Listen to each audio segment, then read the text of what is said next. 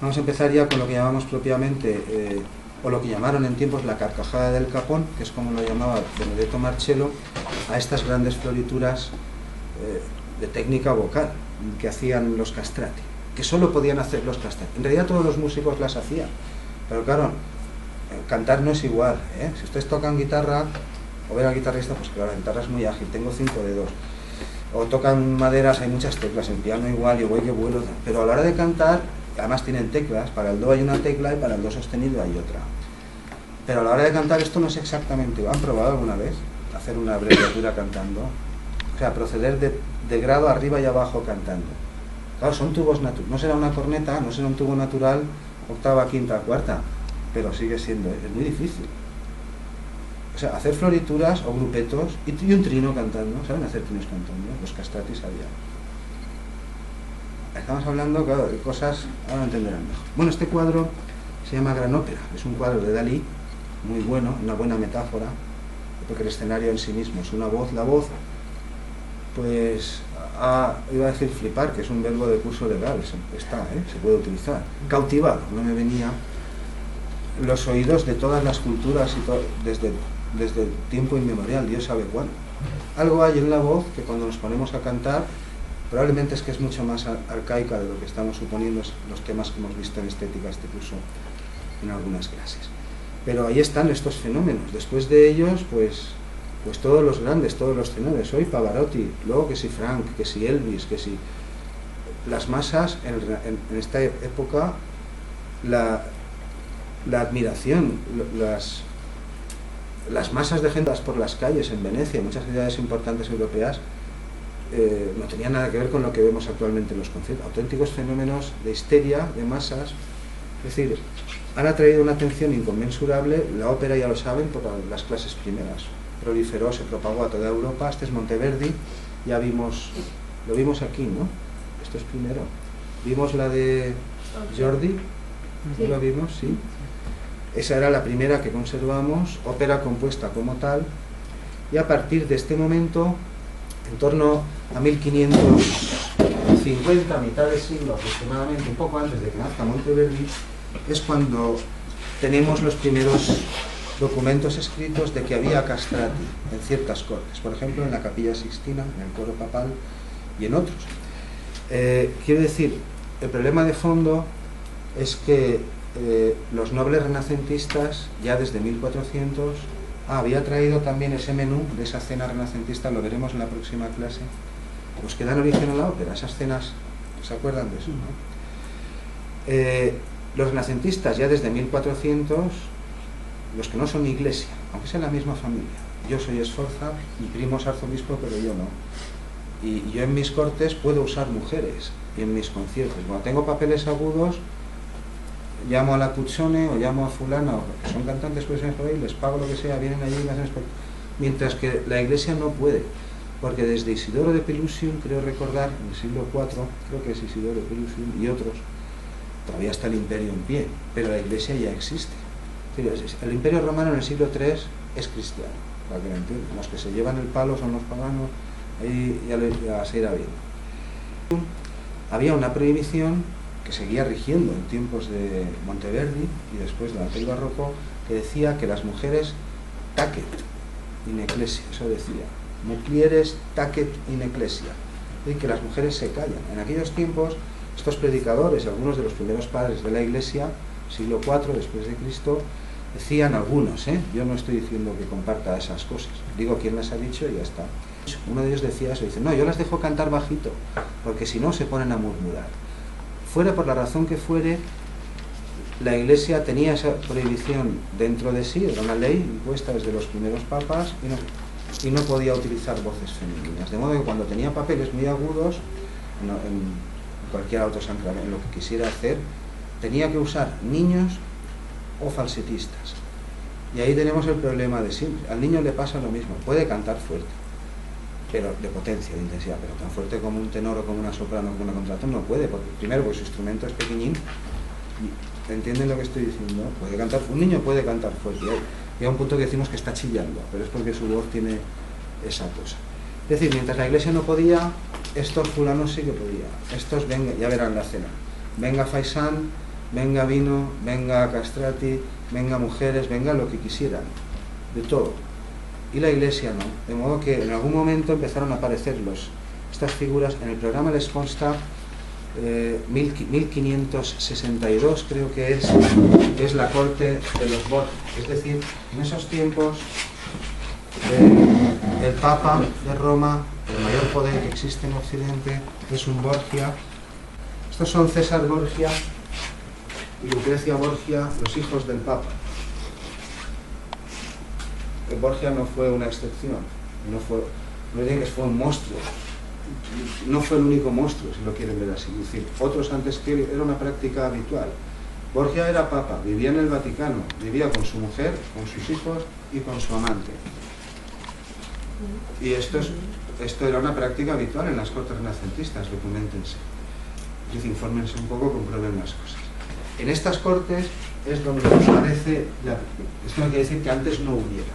Parece ser que en 1550, 12 años antes, ya había castrati en la capilla papal y en algunas otras capillas. Bueno, cada estado, cada familia de estas tiene su propio ministro, su propio obispo, son como pequeños estados, pero por encima de todos está la Iglesia, y Roma, la ciudad de Roma y su provincia, es la que dominan los Borgia. Y en ese momento es Papa Borgia, pero digo, Borgia ni fue el único, ni el último, ni el primero, es el que se lleva la fama.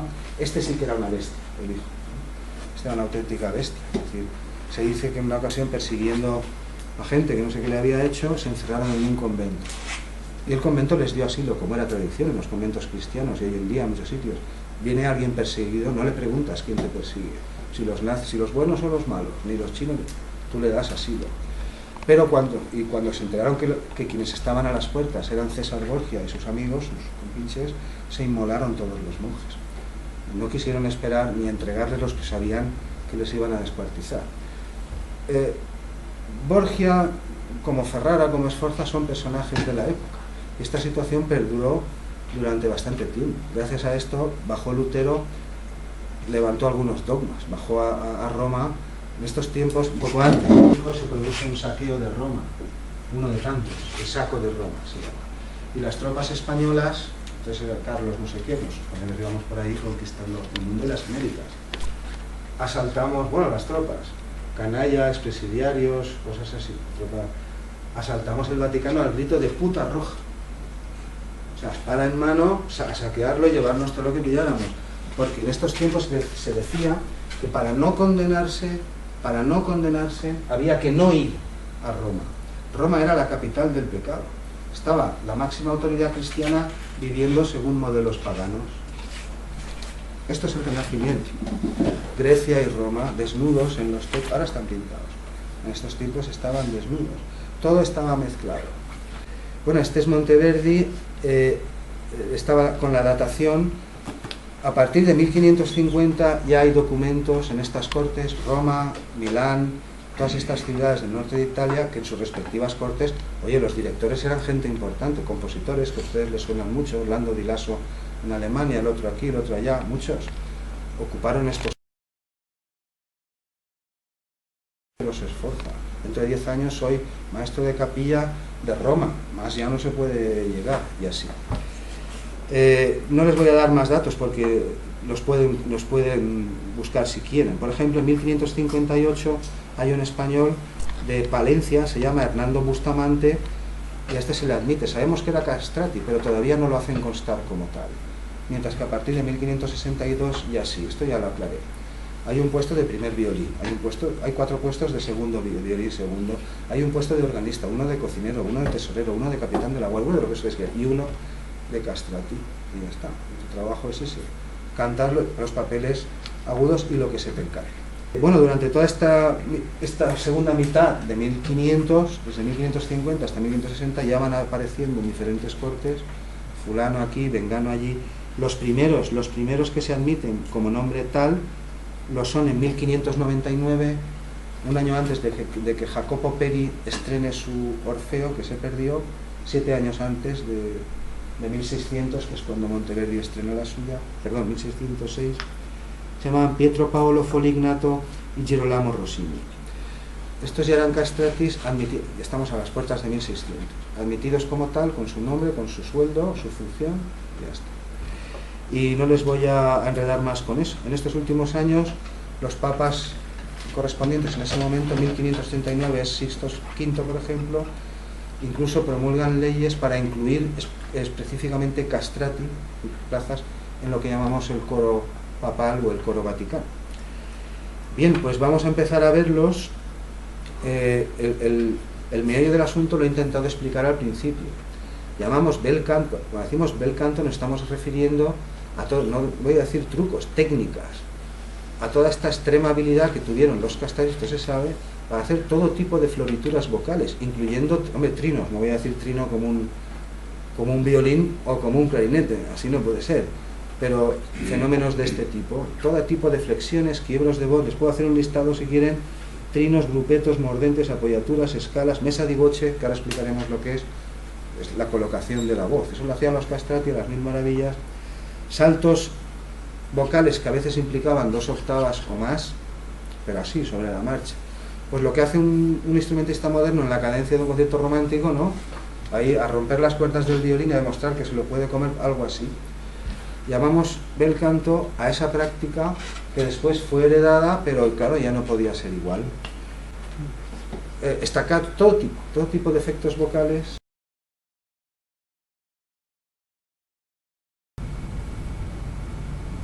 Bueno, la prohibición, tengo por aquí consignada, hay una foto todavía de 1898, es decir, 37 años después de que muere Belluti, hay una foto del coro de la Capilla Sistina en donde se ve que 6 de los miembros integrantes son castrati, o sea que todavía forman parte de esa plantilla, y también el director perpetuo, que en ese momento es Domenico Mustafa, después es Moreschi, el último de las grabaciones, ahora lo veremos, y después ya no hay castrati. La prohibición definitiva tiene lugar en 1903. León XIII ya había prohibido que se les contratara en ninguna iglesia, en ningún sitio. No dice nada, pero que está, pero no se hacen nuevos contratos para cantar en ninguna parte. Y en 1903, el día de Santa Cecilia, escogen ese día, es un 22 de noviembre, Pío X, que es nuevo papa, él ya establece el cese de estas prácticas. En estos mismos años, 1903 es esta fecha de Santa Cecilia que se acaba, y en 1902, justo un año antes, y el año siguiente, creo que durante 2 años, se realizaron una serie de grabaciones a Alessandro Moreschi. Este sí fue el último castrato vivo, las oiremos en un momento. Me llamaban el Ángel de Roma, pero ahora cuando lo oigan tenganlo en cuenta, él nunca intentó cantar ópera, ni fue de los grandes escenas, ni nada. Alessandro Moreschi era un cantante de capilla, de un coro, tenía su voz aguda y la formación y todo lo que ustedes quieran, pero no era una gran voz, como las de algunos que hemos visto. Lo digo porque en cuanto lo oigan se darán cuenta de, claro, está la técnica, la tecnología del momento, hay muchas cosas ahí, pero también se nota que canta, claro, pero es que no es un cantante de ópera. El último aria, lo he dicho antes, el último aria que se escribió específicamente para castrati, la escribió Giacomo Meyerbeer en 1824. Aquí está, tengo consignado. Teatros llenos, claro. Así, hasta 1800, lo he dicho en la primera parte. Este es Domenico Mustafa, es uno de los últimos directores de del coro de la Capilla Sistina en estos tiempos, en 1900, antes de Alessandro Moreschi. Después de Alessandro Moreschi ya no hay castrati. Este cargo, director perpetuo de la Capilla Sistina, fue ocupado de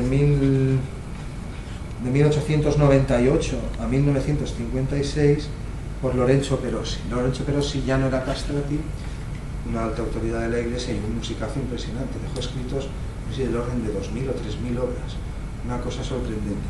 Lo digo porque en esos tiempos, todavía es un rumor que circula, se decía que si todavía había castratis, que si no, y parece ser, esto es una anécdota que se cuenta por la red también, seguro que la pueden ver por ahí, parece ser que uno de los alumnos de Moreschi, que no era castrati, que estaba casado, esto en la iglesia también ocurrió, en 1500 cuando hablábamos antes, las primeras órdenes que emitieron estos papas cuando aparecían los primeros registros, en una de ellas uno decía, prohibía que los cantantes estuvieran casados, los que cantaban en esa capilla.